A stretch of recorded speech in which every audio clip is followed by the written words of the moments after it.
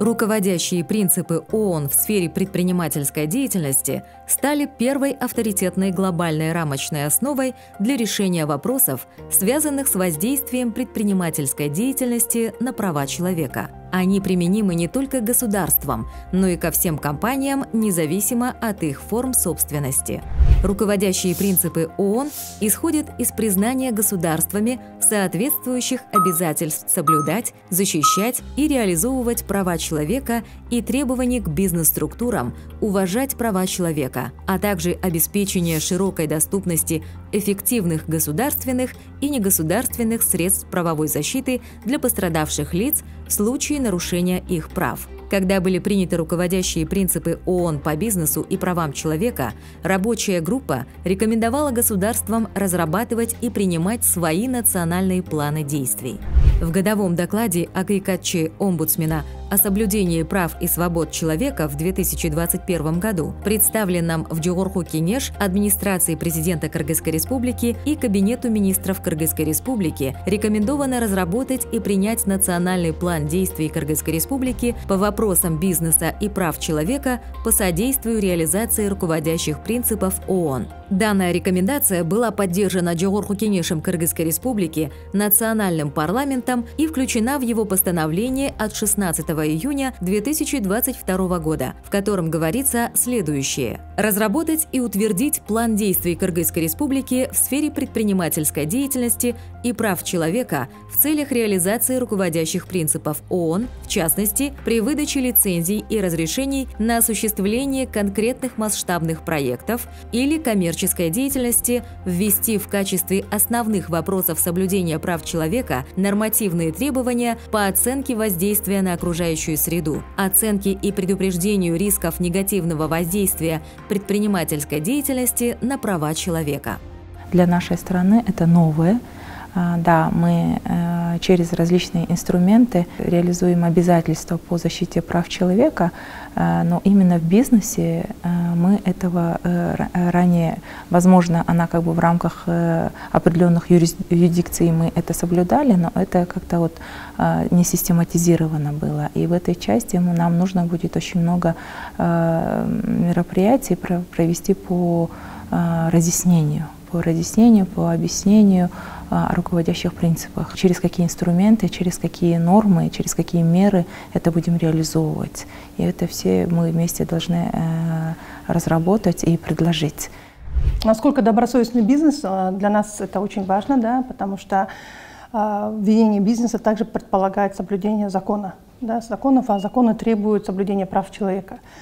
Вот. И мы поэтому решили, что вопрос бизнеса и права человека мы поднимаем с двух сторон.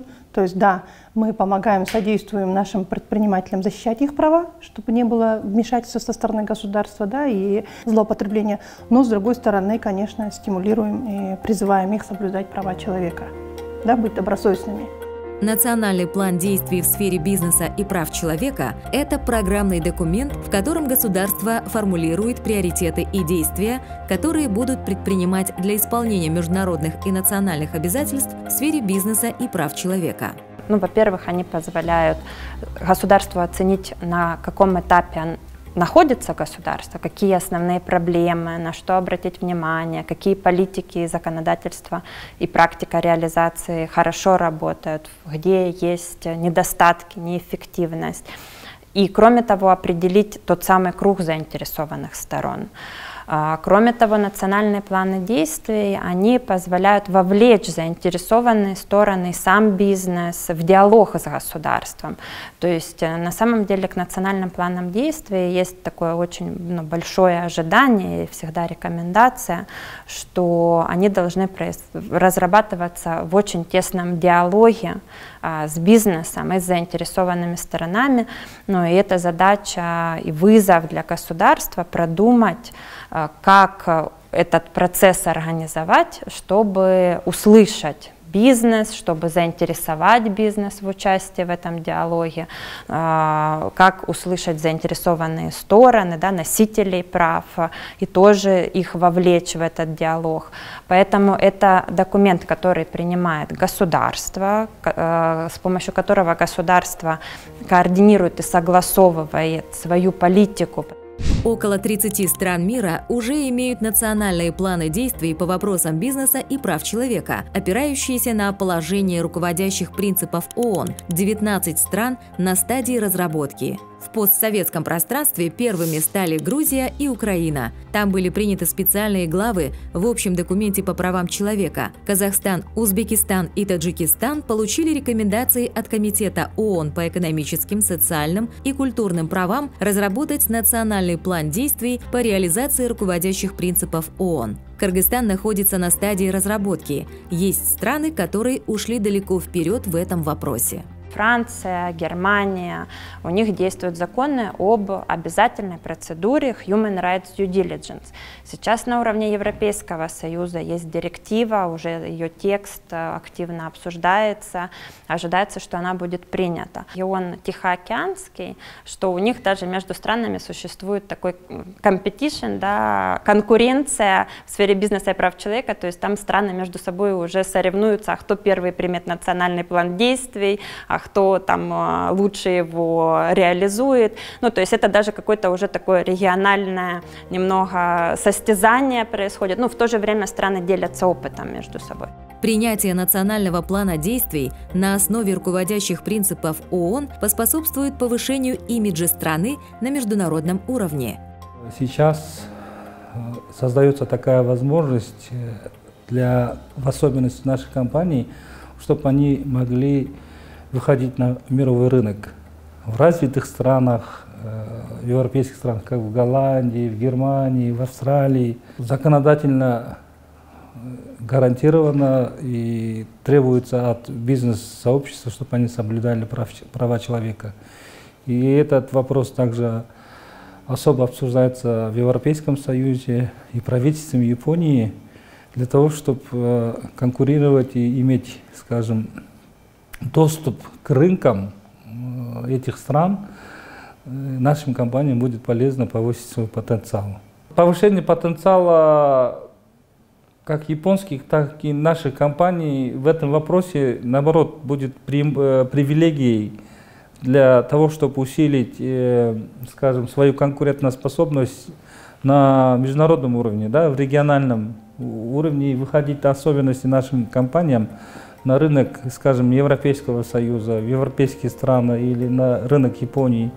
Рабочая группа ООН по бизнесу и правам человека разработала рекомендации по созданию, внедрению и обновлению национальных планов действий по бизнесу и правам человека, где рекомендует правительствам рассмотреть пятиэтапный процесс. На первом этапе правительство публикует свои обязательства по соблюдению прав человека в сфере предпринимательской деятельности. Далее оцениваются существующие и возможные неблагоприятные воздействия на права человека. Проводятся консультации с заинтересованными сторонами, чтобы определить приоритетные области. И при активном участии всех заинтересованных сторон разрабатывается и запускается национальный план. После запуска государство обязано обеспечить мониторинг реализации национального плана действий. Национальный план – это процесс, который нуждается в постоянной доработке. Мы проанализировали все законодательство на предмет соответствия руководящим принципам. Мы проанализировали некоторые отрасли, да, бизнеса и пришли к тому, что данная тематика, она не распространена. И, как я уже сказала, эта оценка свидетельствует о низкой осведомленности о стандартах прав человека в целом и стандартов бизнеса, да, в области прав человека. У нас идет низкое доверие, да, населения к государственным институтам, и у нас бизнес в основном ориентирован на то, чтобы соблюдать только действующее законодательство и больше на себя не брать. Да? То есть в каких-то корпоративных политиках присутствует соблюдение прав человека, в каких-то компаниях вообще нету этих политик, поэтому предстоит очень большая работа по внедрению этих принципов. Если процесс разработки национального плана действий осуществляется при равной вовлеченности женщин и мужчин, молодых и пожилых, людей с инвалидностью и разных этнических групп, проживающих в стране, он может стать катализатором для создания коалиций, поддерживающих прогресс в области бизнеса и прав человека, и послужить для достижения более широких повесток дня, таких как цели устойчивого развития.